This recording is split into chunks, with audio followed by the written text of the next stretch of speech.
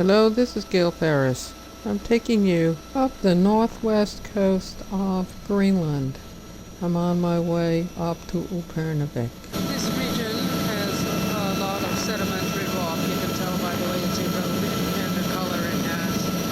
There are small places in this Upernavik region.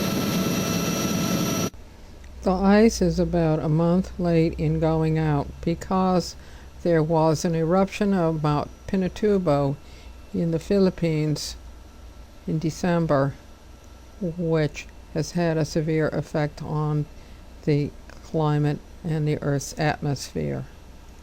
I'm looking out of the window of the helicopter,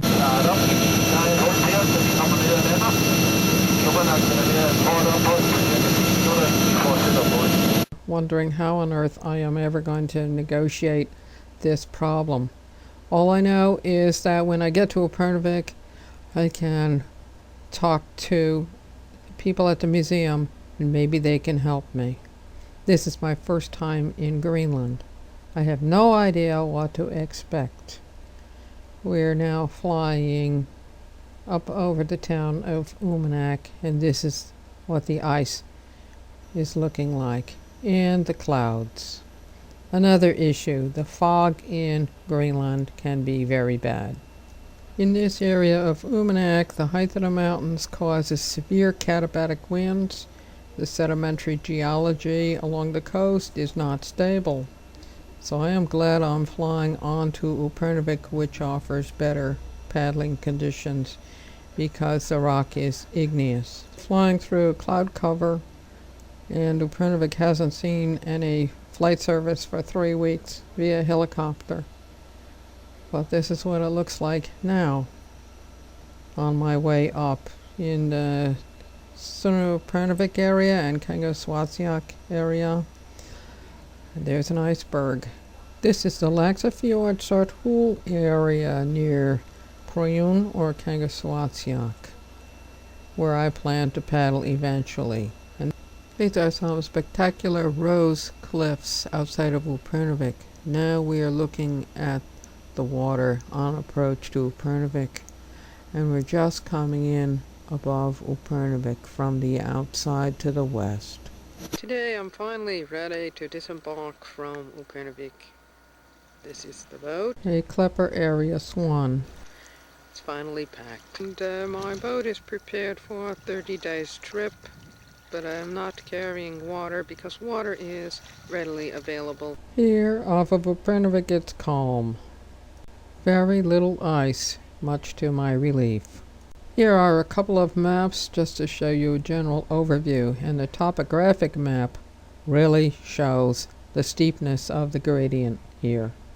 I'm running this passage, which is about 8 miles from Upernavik. There is some clouds on the horizon, and you can see there's a mixture of different kinds of things happening here geologically and as far as this weather goes. Umiak Mountain. And you can see the effects on this mountain, which is very high relative to the rest of the area of the weather. This one is 680 meters high, and the one next to it is 740 meters high. I cross over and meet some new friends. Here's a type of sculpin, which is perfectly edible here in Greenland. Beautiful fish. And these people in the boat just caught it. This lady is a native. He is from Savitsvik and lives in Upernavik now. Wonderful example of Greenlanders, how they live and eat. This was how I looked with my friends in 1992. Here is an oak, and here we are cooking up the oak in a nice stew. My friends went back to Upernavik, and I spent the evening here. Here's an Arctic fox investigating. The food remains in the campsite. This little fox is having a good time eating the leftovers from the fish we had yesterday. We had some sculpins, which people caught on little jig with some white plastic. Sculpins are a bottom fish, and there are a couple types here in Greenland that are very good eating. Boiled in salted water. Today, July 10th, 1992, the atmospheric pressure has risen from 10.5 to, it went up to 10.8 this morning. I'm wondering what this fog is going to do. And because the barometric pressure has risen, air from the ocean has come in, and the fog is now in the area. It rained earlier this morning. When the barometric pressure goes down, it becomes wonderfully clear here. And the wind also comes from the east, the ice cap. The ice cap depresses the barometric pressure, and this area provides wonderfully clear weather. Because I had been informed that this area has fogs, I brought a Garmin GPS for navigation, and also because I wanted to be absolutely sure where I am. And the fox is now out looking for other things to do. They know very well that this is a site that people come to and eat at frequently. So they come down here routinely for food. Behind me is a nice consistent source of water, runoff, and an aquifer. It's about 3 o'clock in the afternoon. The fog has finally lifted enough so that I could commence paddling once again. But it certainly didn't look very nice this morning. I'm making a little passage down between these islands right now. I am headed due east. We've just finished a 1 mile crossing roughly. It's actually a mile and a half. And this is the... It's after a day of paddling. When you arrive at a place like this, it makes all the effort and the problems and the expense of visiting the Arctic something that is worthwhile. I had landed on a Pilatok Island at Azeratok, and I was looking out at Nodamut, a large island to the south.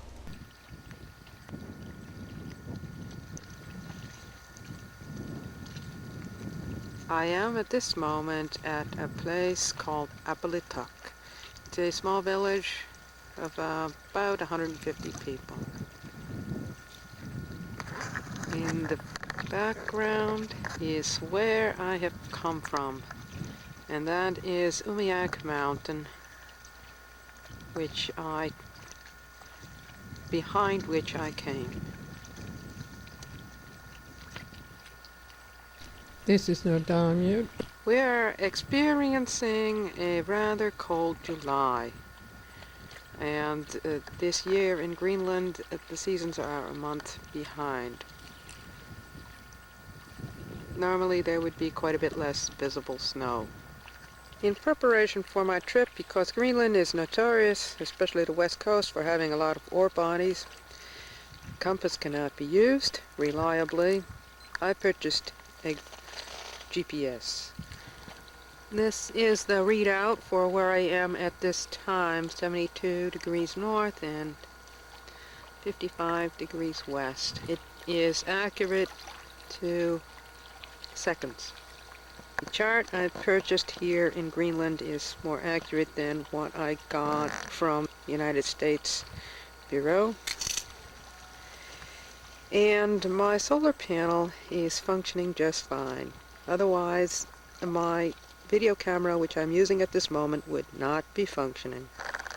My clipper is the Area Swan Expedition model with a black Hyplon bottom.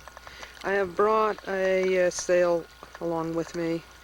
It's their clipper drift sail, and a jib which I made is 1/3 the normal size they offer. It hasn't been windy enough to sail, but it's always nice to have that option available. The clarity of the water in these granitic areas is delightful.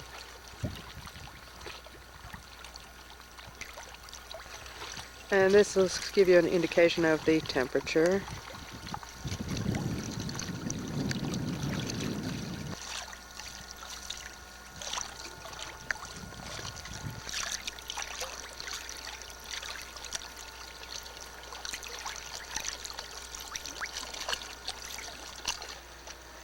Here's an example of different densities of snow in an eroded iceberg.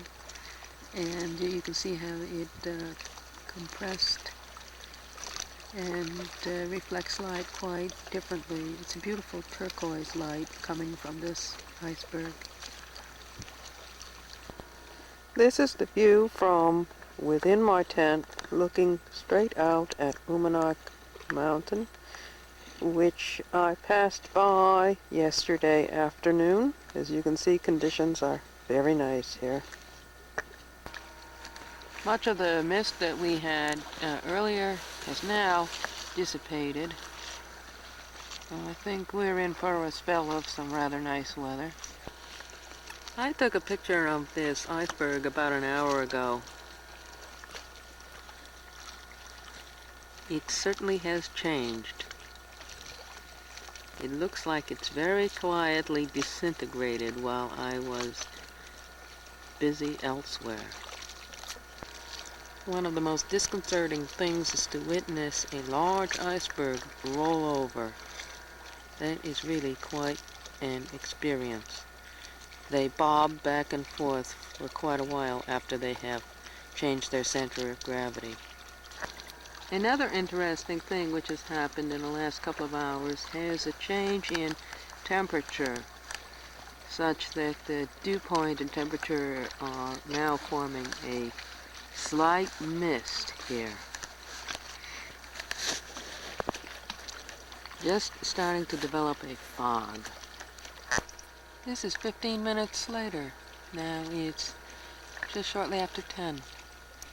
And look at the change in visibility. It's happening before your very eyes. Everything is disappearing. Now a few more minutes have passed by, and you can see it is really closing in. Visibility is just disappearing. Here's a small piece of an iceberg which has just broken off moments ago, right in front of a larger one. This morning the weather is coming in once again from southwest. It's a storm coming in. Last night it was clear as a bell until the dew point and temperature collided. This is Upernavik Mountain in the background, and I'm heading for that.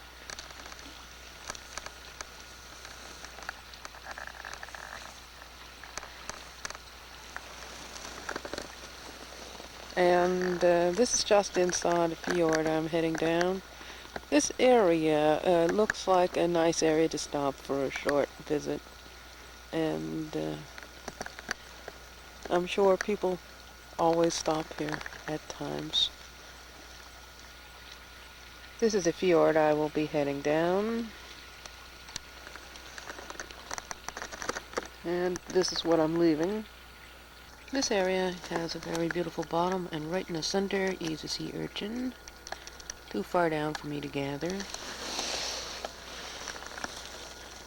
Because the rocks are loaded with a white feldspar, it's very easy to see what is down there.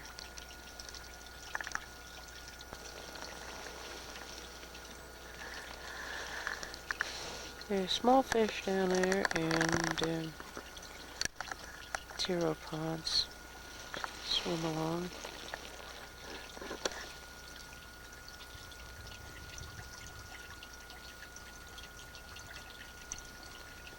There is a large one.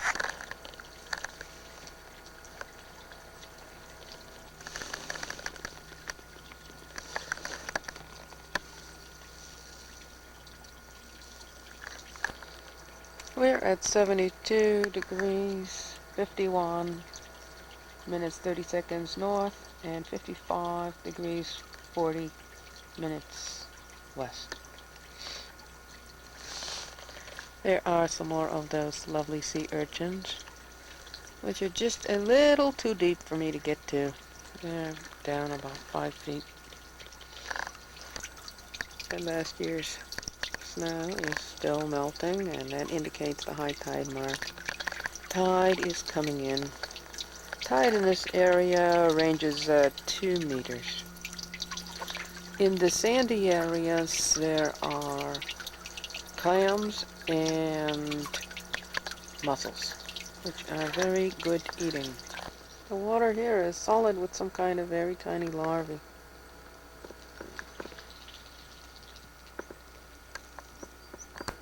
It's interesting to see the effects of what oxidation does to rocks versus an unoxidized area, which is tidal.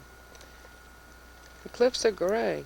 They're solid with lichens, and years of weathering has darkened the rocks amazingly dark. And yet right along the edge of the water, they're very, very white. This is one of those moments when I hope my map reading is correct for this little passage I'm headed up for. It doesn't look like it goes through from here, but we'll find out in a minute.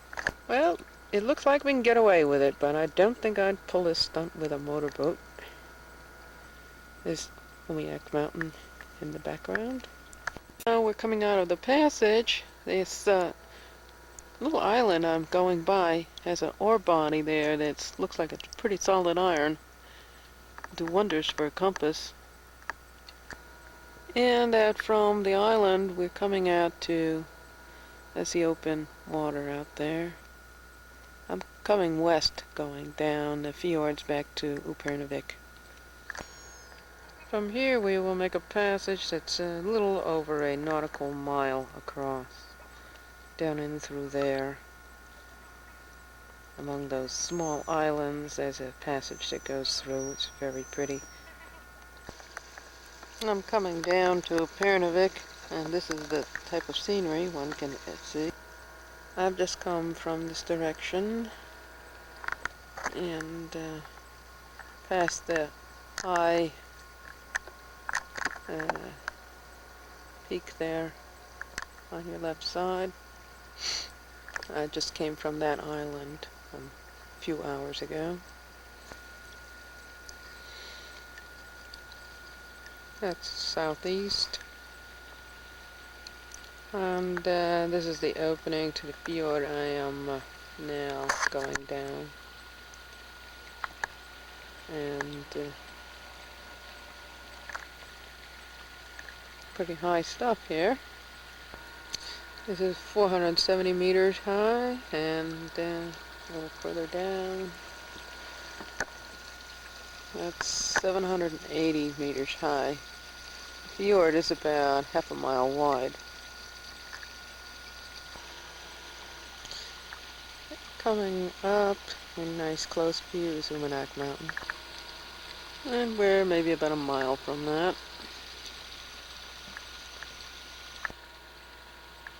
And this will give you a feeling for the conditions here. Winds of less than 5 knots. This is some very violent weather.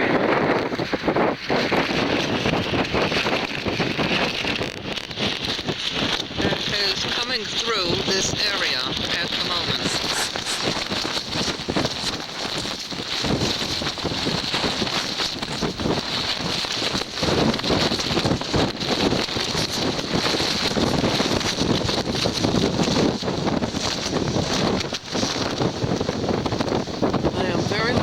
That I had common sense enough to get off the water when I saw it coming through. Well, I hope this is the aftermath of the storm that we have been observing. That this has packed some really violent wind.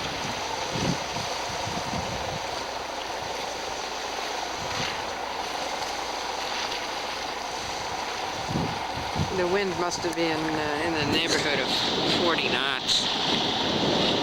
I had been forewarned of these kind of things happening. And it makes life in the Arctic something very tenuous. You just can't take things for granted. You really have to wait and be sure that the weather is doing what you want it to do at the time. You cannot just go out there and fight the weather and think you're going to get away with it. This is the kind of weather that will really knock you right off.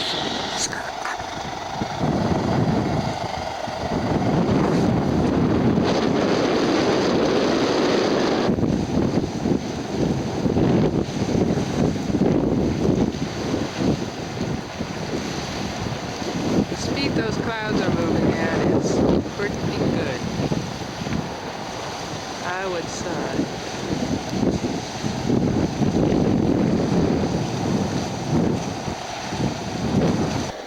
Now you want to see a downdraft? Just watch this.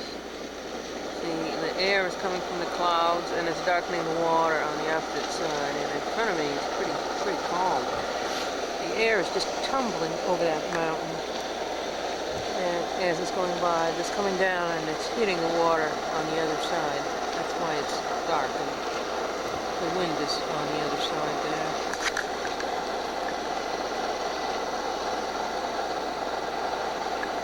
That's probably what you may call a katabatic situation there. Cold air replacing warm air. The temperature has dropped down about 10 degrees or more, and atmospheric pressure is at 1004. It was at 1001 at the beginning of the storm.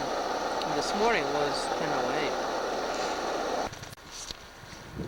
To me, it's amazing to watch this scud go scurrying by.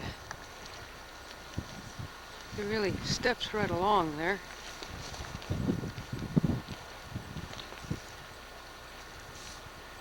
You can see it's really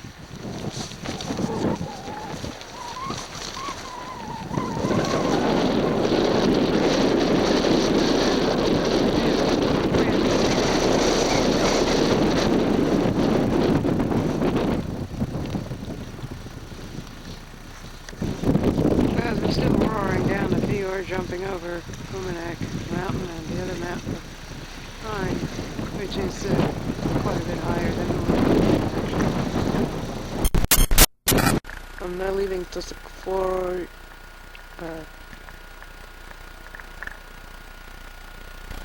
field. I'm looking at Mount Ur, which is an island. Has interesting geology. And the stern is pretty flat. Ur, which is an island, has some interesting geology visible.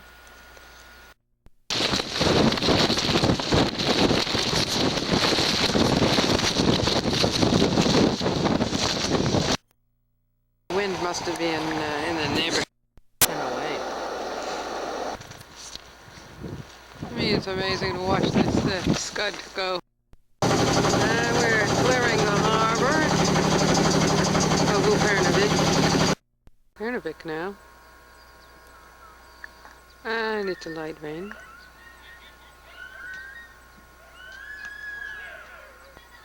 What is interesting here in the background is the way the clouds have piled up on top of this island. I think this is rather interesting. This morning I am leaving from Upernavik for Tasusa. I am on the Blanche. It is a small boat built like those fishing boats I showed you earlier.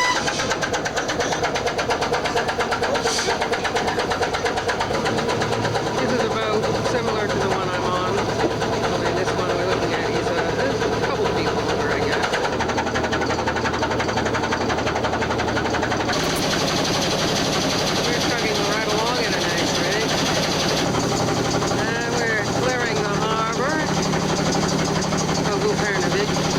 Today is July 13th.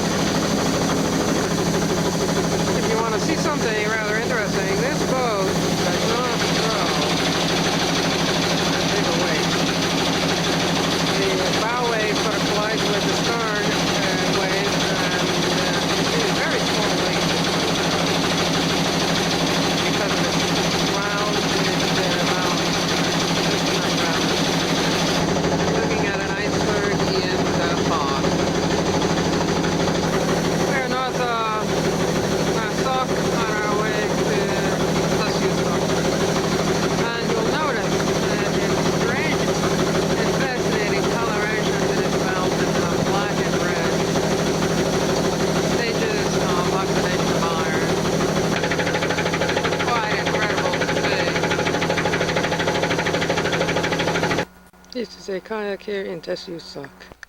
This is a kayak in Tessusak, the Upernavik community region. It's quite nicely rounded up. The bow is not terribly much higher than the stern, but the stern is pretty much dead level. And you can see a little skeg has been attached to the surface. This person who lives here is a good hunter. Half of the width is each chine. The largest one is on the top you're seeing, which is actually the bottom, is 21.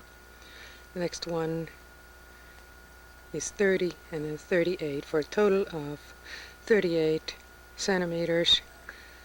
Half of the boat has been measured. I estimate it's probably 16 feet long, and the skeg is about 4 inches high and 7 inches long. I'm looking at a kayak that I have the feeling is 18 feet long or close to it, into Susak. Of interest is the skeg, the add-on skeg. These guys hate following seas just like I do. Here's the bow, which is fairly deep. Going from the bow back, it's a multi-chine, fairly rounded boat, like the last one. And the stern is pretty flat with the cockpit. And there's not really too much rise to the bow. The paddle is a very shallow taper. I don't know what the length of it is, but it is, I've seen this before down in Upernavik. It is just a long, long taper, very gentle. The depth of the stern is about the same as the bow, really, which I've noticed before in these kayaks. Both the bow and stern seem to dig in, and not much of any rocker to the boat. A slight bit, but not much. And here you can see that's the tapered paddle. This example shows you how much rocker there is.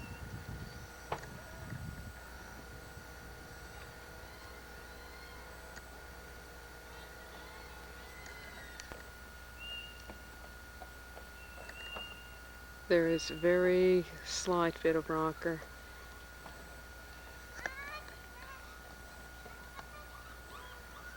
Flare appears to be just before and at the cockpit.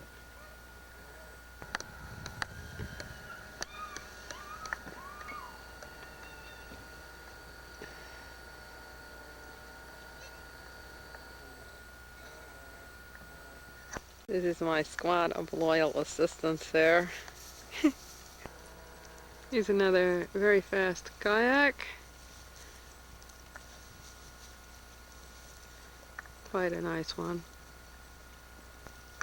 Here's my helper squad again. They are exhausted.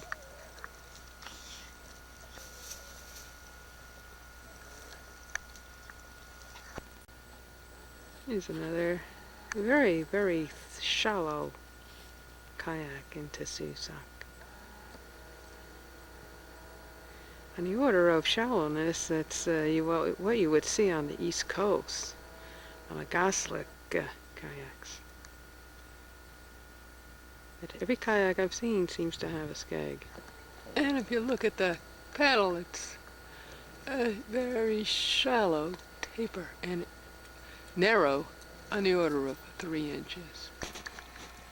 Today, this is a pair of king eider I'm looking at that are floating around out in the water. I am hiding from them within my tent so that they don't know I am around. They've just resurfaced from diving. And a moment ago I was watching them and they were preening. I am in a fjord which is directly east of Upernavik mountain. And over there is a little village I went to some days ago. My boat is beached over there, and I'm spending the evening on a tundra, which is very soft moss tonight. And I'm sure it's going to be very comfortable here. We have a wind coming from the east, which is a very good direction.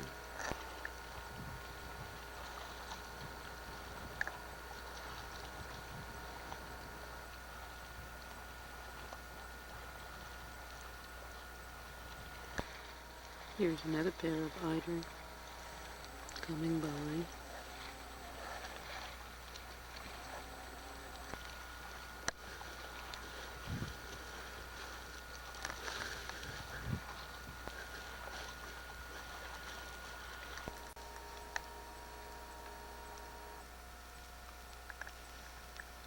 This picture is to illustrate how fast icebergy bits are moving. You watch closely. These ice pieces are moving quite fast.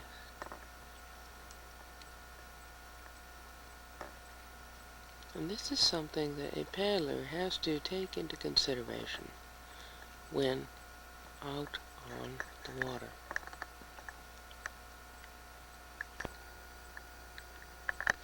Today is July 21st.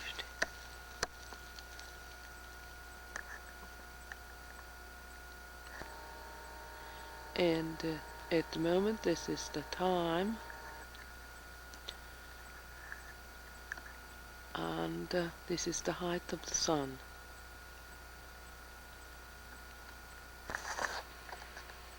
In contrast to moving bergy bits, this berg you see in the picture is very likely to be grounded. And when an iceberg is grounded, around it the tide washes, forming a whirlpool on one side or on the other, the down current side. And I witnessed this on the outside while making a trip in a small fishing boat, and it was quite a threatening experience to go through a whirlpool behind a iceberg, because the iceberg underwater has a much larger bottom, and the foot can stick out quite a bit farther than what you're seeing here, and that's threatening to look at. And by contrast, you can see a little bergy bit. It's moving right along here, working its way down the bay.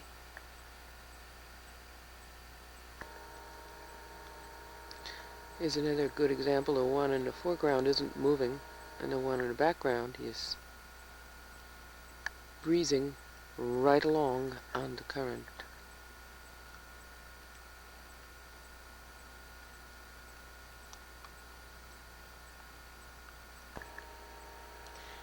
From the bergy bit you're seeing in the foreground to what's in the background, a few hours ago, those pieces of ice between those two islands out there were not there. They have moved there on the current, and probably next time I look they'll be somewhere else.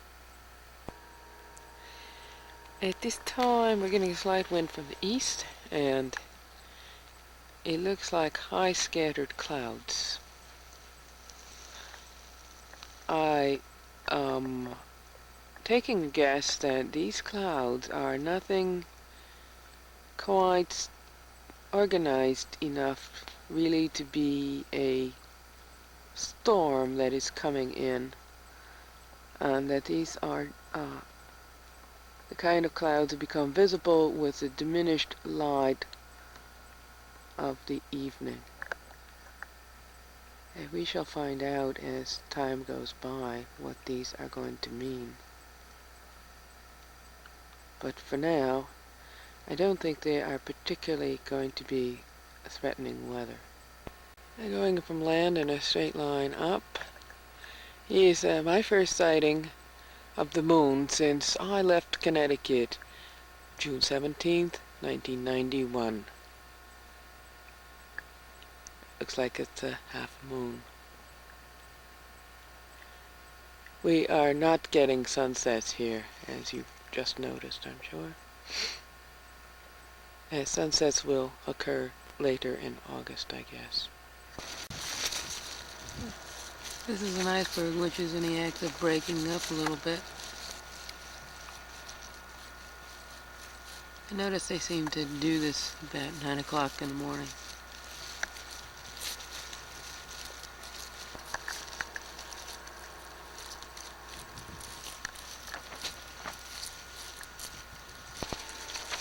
You watch, this iceberg is just broken up somewhat, and it's just very slowly turning.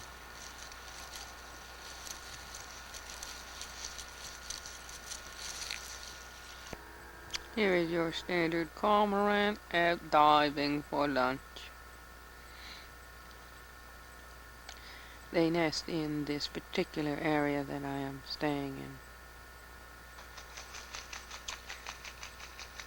And that's how they take off, as usual. Takes them a while.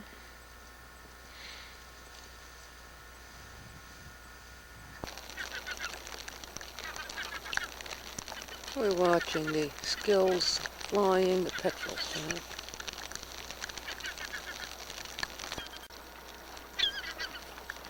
We're coming into an area that the petrels have been using for nesting. So there's quite a population of them here.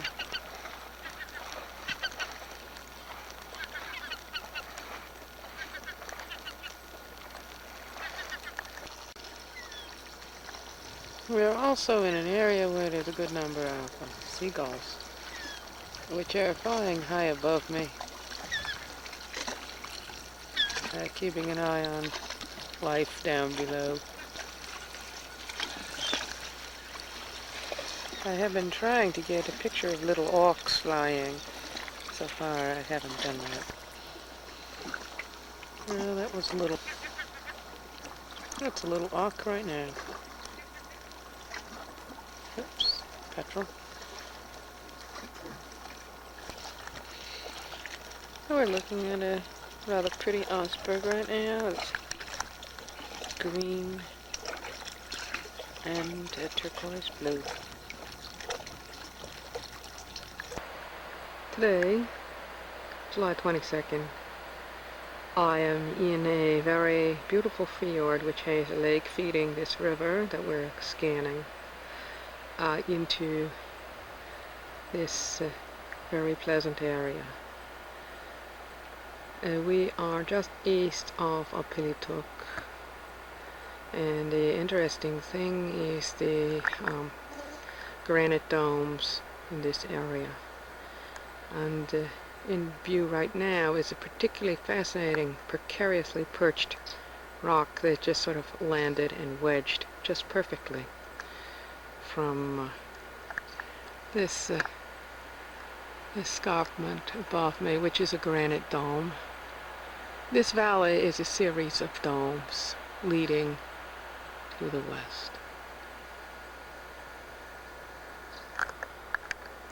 When you look at this, it's particularly fascinating to see how perfectly smooth this surface of granite is. It just shows some minor exfoliation from freeze thawing, but it's extremely solid rock. And this is the plethora of bergy bits we have, which I passed through yesterday in my kayak on the way here. I am standing on Nuna Island facing west toward Upernavik, which is not in view from here. This area would be quite a bit of fun, a good challenge for somebody who really enjoys rock climbing. This morning I have been gathering plant specimens of lichens, some mosses, and the local flora. I had landed on the west side of this fjord because I thought it was warmer. But of most interesting curiosity is the fact that there's no birch here, and yet just a couple miles away on a Pilituk there is birch. In the center is Arctic poppy. Actually, it's Papaver Icelandica. It's a circumpolar flower, which is probably the largest flower you will see in the Arctic. In the foreground, you can see a myriad of lichens and all kinds of acidic terrestrial plants. These are about the smallest little flowers you can imagine here. The flower is bigger than the plant itself. Lovely color. Here's the first flower I've seen of the Epilobium family, which is circumpolar. That's very common fireweed in Alaska. This is on the east side of Pilituk Island, 72 degrees 50 minutes north, and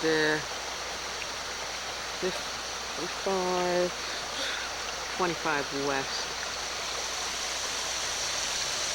We have a lovely falls coming down here.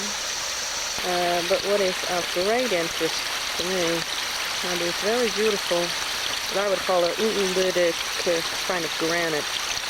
And I've taken some samples with me home. The colors you can see are quite spectacular. They're sitting in clear water, which kind of highlights their colors. The myriad of pinks, reds, oranges, blacks, and greens. Now on this little beach where I have rested my boat today, you see lots of red stone. It's really red feldspar. You see it's quite brilliant, the color. It's almost as red as my boat is. Very amusing. The look of the stone is very bizarre speckled effect. And rather fun to look at. I have just come around the corner from the fjord I was down inside. And right today, July 22nd, it's really high summer. There are many, many flowers in bloom today that I had not seen before. At the moment I'm working my way up through this ice because there's an interesting view over beyond, and that happens to be the ice cap of Greenland. This is Upernavik ice fjord, and that's why there's such a great jumble of ice here. I'm behind a Pilituk, and I'm not sure if I can make it around, but we're having some fun experimenting. Well, it's one thing to read about ice, and it's another thing to actually be here and to see it. We're looking at off on the horizon the ice cap of Greenland. I'm not sure how much farther I can go here. It's getting a little squeezy here and there. And it's really scary when these things break. And this is as close as I'm going to this ice fjord. We are at 72 degrees 50 minutes. 0.80 seconds. And we're at 55, that's 7250 north, and 5519 west. And I think this is as far north as I will paddle my kayak on this visit to Greenland. It's just getting a little too crowded here. And the problem is when one of these bergy bits decides to go over, it's a rather violent experience. I really don't want to find out firsthand what it's really going to be like. So this is as close as I want to get today.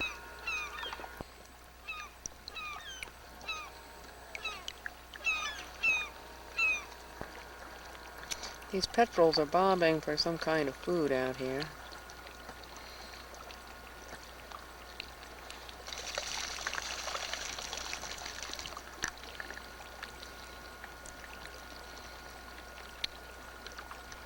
Fun to watch their controlled flight ability. They can fly incredibly well.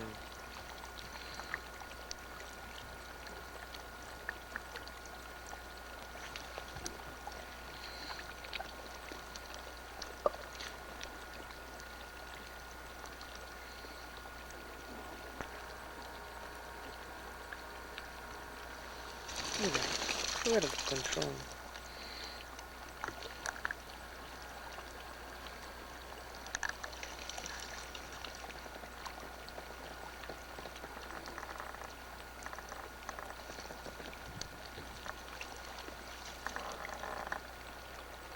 Just exquisite birds.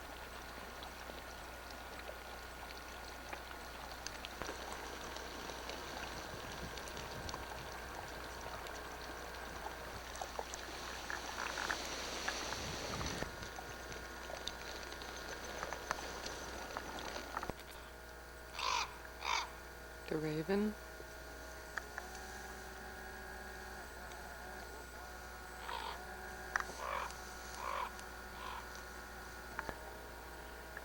These are my conditions this morning.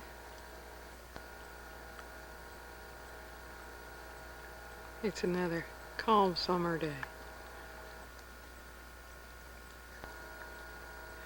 I've been up this channel and back down last night. And it's a very beautiful example. Color in a little bergy bit. And I'm standing on an area which is granite. My boat is sitting there happily. And it almost looks like Stony Creek, where I live. Until you see the icebergs and these high mountains.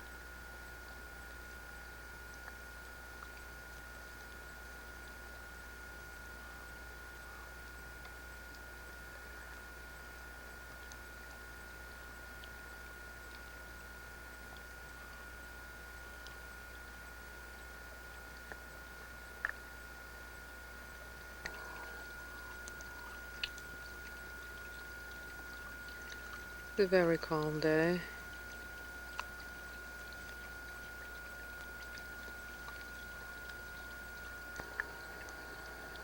And you can see the change in tonality of color as the water gets deeper here.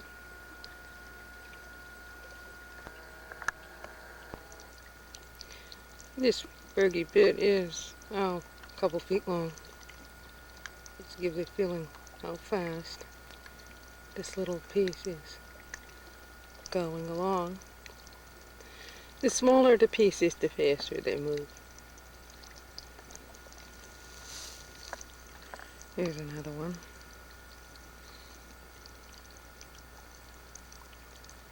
you can get a feeling for what the currents are doing here.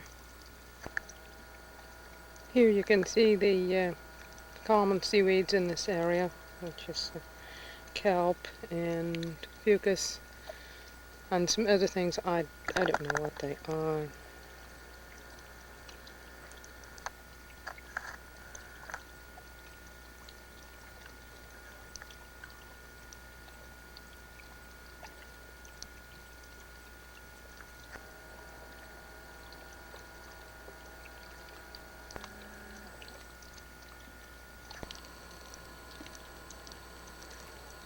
And in this area there are red sea anemones.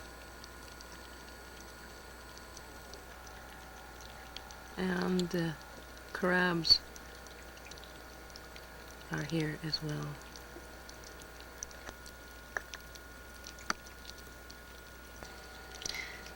In this area, you can just see poking out of the water mussels. And I ate some the other evening. They are very, very good eating. Much tastier than and richer than what you get in New England waters. Quite a pleasant surprise in eating.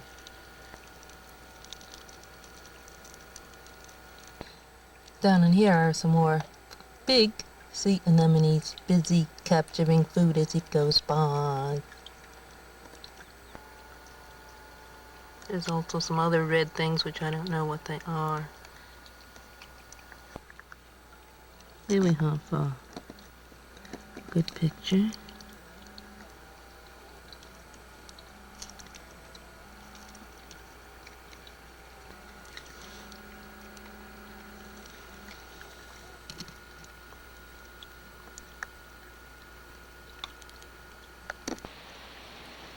A while ago I started out on this crossing, 2.5 miles distance from here, and it was sort of calm, like this. Didn't look like anything too much. So I started out on it, and partway across it turned into something else. Not really too awful. It's 10 knots, I'd say. I would say it's cold air coming in to replace warm air at the end of the day. The current is going counter the wind. But I sure did put on my racing shoes, so to speak. And it's one of the unpredictable parts of paddling kayak when you're making a crossing. You never quite know just what may happen while you're in the middle of coming across. And that's the difficult side of kayak paddling. This morning the barometer is going down and we're having consistent west wind as of last night. And right now I'm seeing fog coming down the bay, looking toward Upernavik ice fjord. And I don't know how long, but pretty soon it'll be here where I am. So it's gradually, the fog is building up, coming down the icebergs, which is the widest point coming through from the west.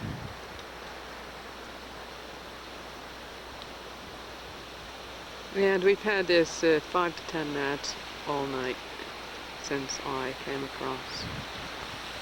Right now it's low tide, and this is a residue of snow left, still to melt out. I am camped next to a lovely river that's coming from up within these valleys, and there's 2 lakes that feed it. There is my tent.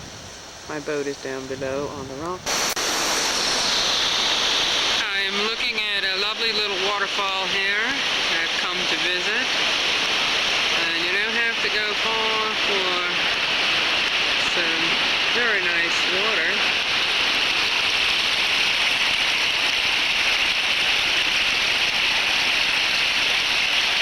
This is a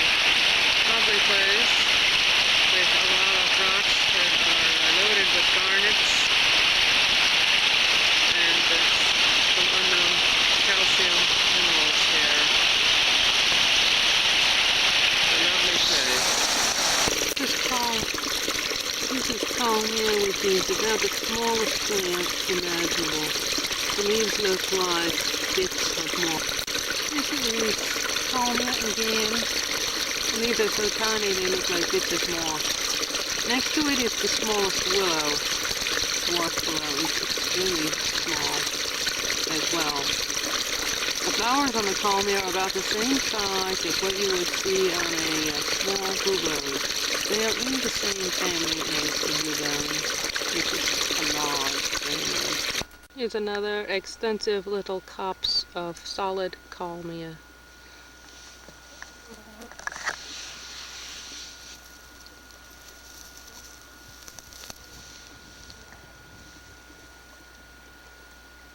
Here's the plant.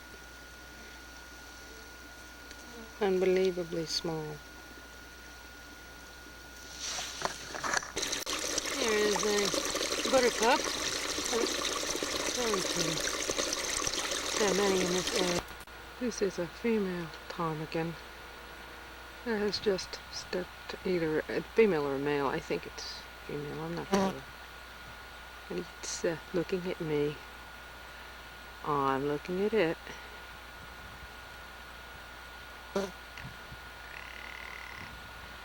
They make a very funny sound. A crackling kind of sound.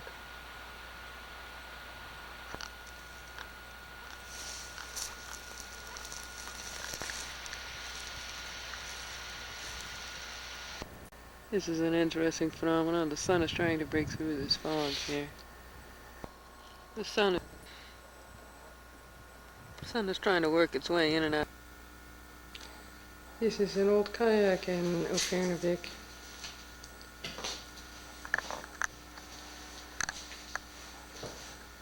And it's completely outfitted.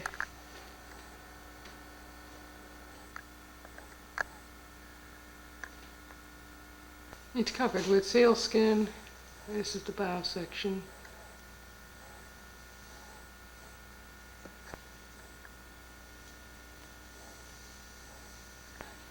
This is the stern section.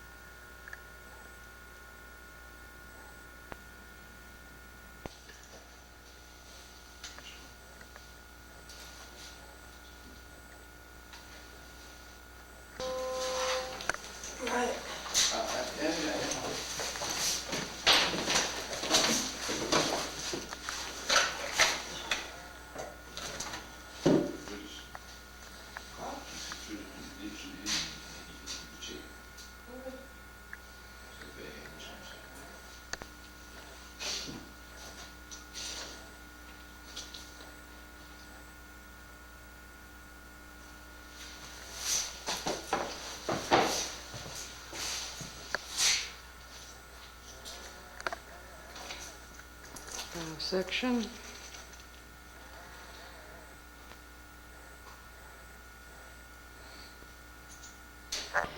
This is a particularly fascinating example of a kayak which is on in the collection at the museum in Upernavik, and it has fascinating structures for the bottom. If you look at the bow, it's quite pronounced, and if you look at the stern, it has an especially interesting built-in structure that the paddler decided to make sort of a pronounced keelson. This is the only example I've ever seen, but I would imagine it helps the boat track amazingly well. This is a sealskin covered boat. It's painted with white paint, and it has a lovely 3-chine structure to it. This is the kayak I have just inverted. Note the rounded structure to it. The midship. The very obvious keelson.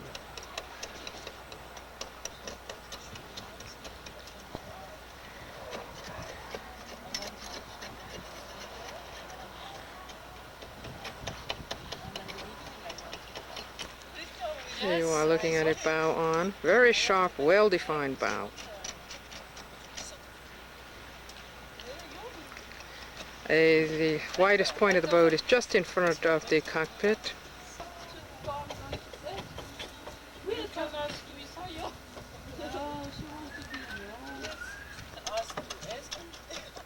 Here's the stern.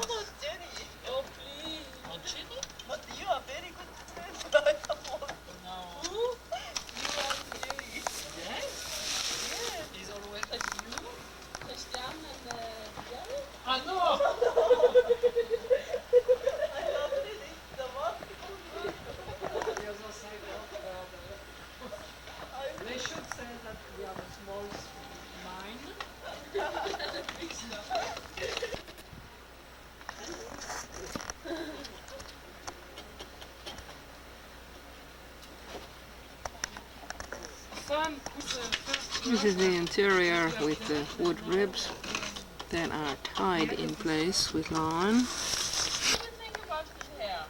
Oh, good. Yes, very good. Yes? Yes, good. I prefer before, but I recognize that it is good work. Yes. You can see inside here But my neighbor will be very how the sealskin is sewn together. short hair. The double seam for waterproof purposes. Not understand that. Because we were with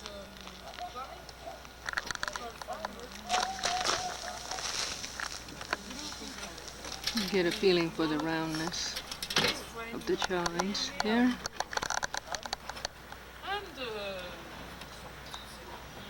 And the wood is birch I am looking at here for the ribs, which I was wondering and suspected it might be birch. without any dress. Because See the it was- bark here? it was Typical in the birch water bark. When I arrived, without any dress, and with a long hair, and big beard, brown, yes. And I say what I do because I have to take the water, and this man is in the water. Did you have to drink the water? Yes, but you have to put some. Here's the outer, And the we say gunnel, once and hello, and which is the structure that the kayak is really completely dependent on. take off the clothes. It's really about 3 inches by half an inch Only piece of was wood. without any, because he was in the water. But he can discuss without problem, without clothes. And we discussed 2 hours About what? Without about